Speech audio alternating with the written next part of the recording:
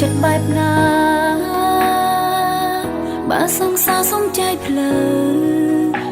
វស្នេហ៍ត្រូវបាញ់ចប់ត្រឹមនឹងរឿងដែលអូនដឹងគឺឈឺ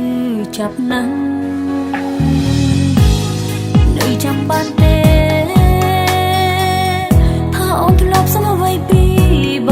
ងសង្ឃឹមថាបងអាចចាំបានរឿងប៉ុណ្ណឹងមិនធំសម្រាប់បងដឹងថាបងអត់ចិត្តស្នេហ៍អូនហើយមិនអាចឲ្យបងបកក្រោយដូចគ្នាដែរដឹងថាបងត្រូវការចង់បែកតែអូនចង់ស្អីសុំមកបងជាចុងក្រោយសុំតែមួយនាទីសុំបងនឹងអូនផងទោះវាមានតែម្ដងក៏អូនព្រមទទួលមិនហ៊ានសុំឲ្យបងមកកុំដកអូនឈឺចាប់តែចង់ប្រាប់អូនសុំមកបងបានទេសុំតែមួយនាទីមុនពេលដែលបែកគ្នា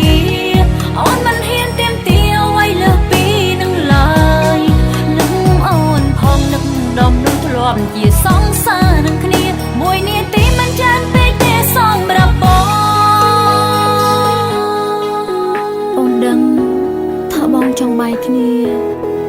អូនព្រមប៉ុន្តែសំណូមពរចុងក្រោយរបស់អូនតើអាចទេក្នុងមួយជីវិតបងប្រើពេលមួយនាទីសម្រាប់នឹកអូនធ្វើចិត្តបែបណាបើសង្សារសុំចែកផ្លូវស្នេហ៍ត្រូវបាញ់ចប់ត្រឹមនឹងអ្វីដែលអូនដឹងគឺឈឺ